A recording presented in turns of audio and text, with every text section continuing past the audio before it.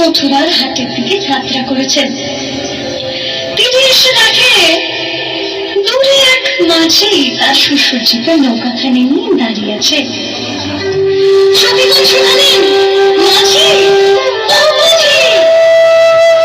ধীরে ধীরে নৌকাখানি ঘাটে এনে মাঝি কবি গোবিন্দ আমার শুনালেন, ও হে ব্রজ গোপিনীগণ, তোমরা কোথায় যাবে? সখীগণ বললেন, আমরা মথুরার হাটে যাব গো।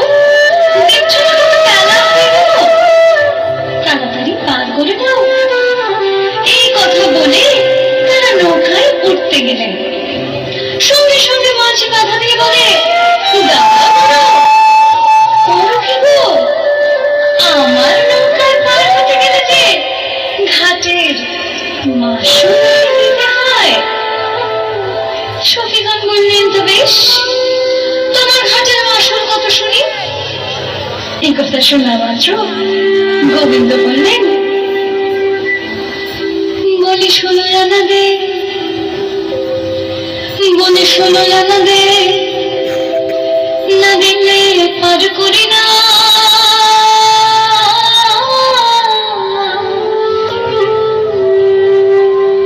বললি আমারও সুন্দর না, যেখানে সেনে আমারও সুন্দর না, যেখানে সেনে আমারও সুন্দর না, যেখানে সেনে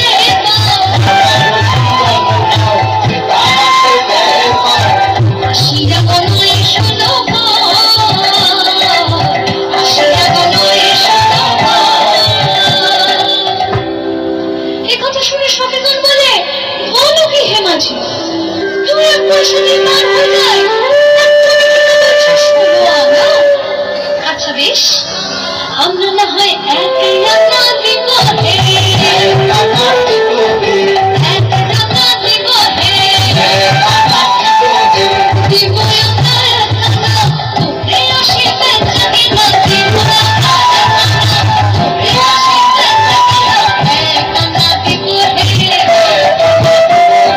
তারা ধারে ধারে কোনো এক আনা দিব হে।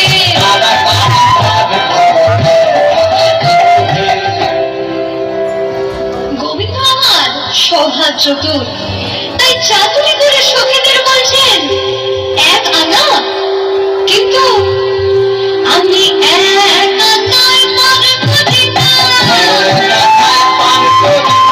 এক আনায় পার করি না। দুজনায় না আসিলে এক আনায় নাও চলে না, দুজনায় না আসিলে এক আনায় নাও চলে না।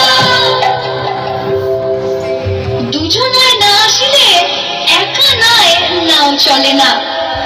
অর্থাৎ গোবিন্দ এক আনাকে বিশ্লেষণ করলেন একা নাই, একা নাই কি নাও চলে?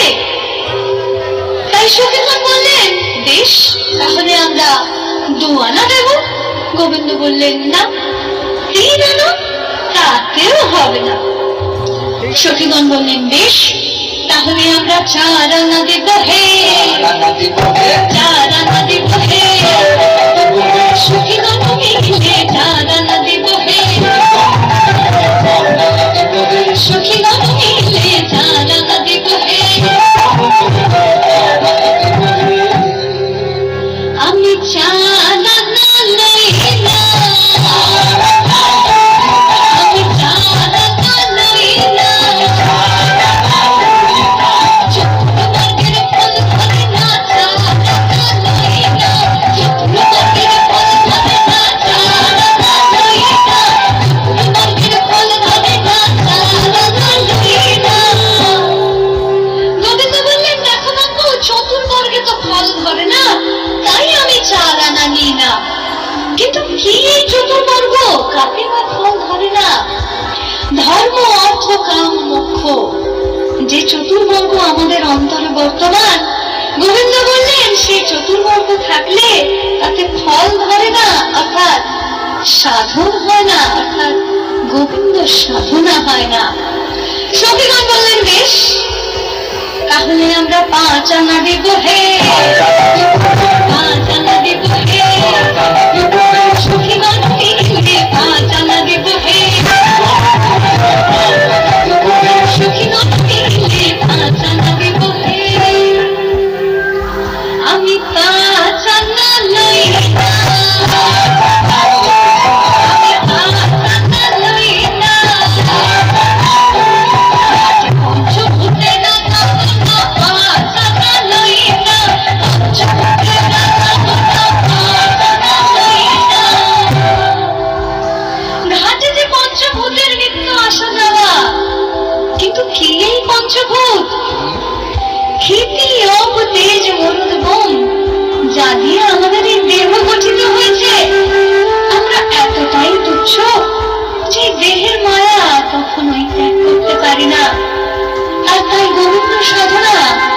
অসম্পূর্ণই থেকে যায়।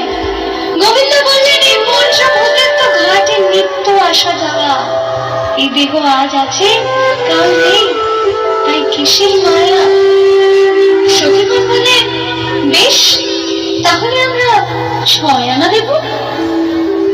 গোবিন্দ বললেন, 6 আনা দিয়ে কি করি গো?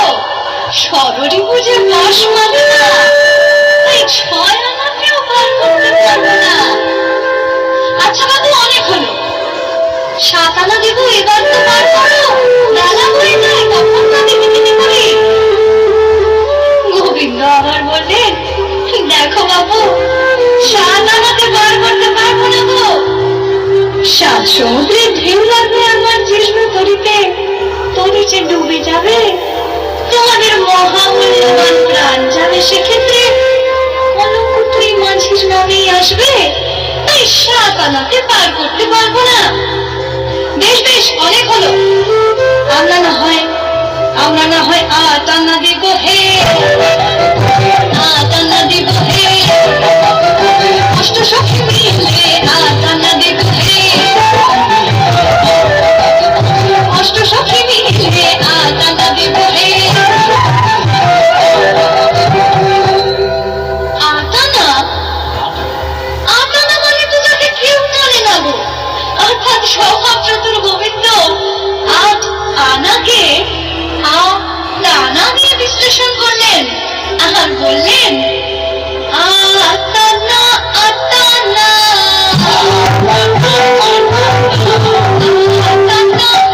আনা, কেউ টানে না প্রাণের টানে, 8 আনা, 8 আনা, কেউ টানে না প্রাণের টানে, 8 আনা, 8 আনা। সত্যি তো, আমরা কি কেউ বিপদে না পড়লে গোবিন্দকে স্মরণ করি? তাই গোবিন্দ বললেন, কেউ তো প্রাণের দায় টানে না গো, তাহলে কেমন করে 8 আনা নি? সখীগণ বললেন, মাঝি তুমি 8 আনা মানে বোঝো না? 8 আনা মানে হলো 1 টাকার অর্ধেক গো, অর্থাৎ কিনা খণ্ড টাকা।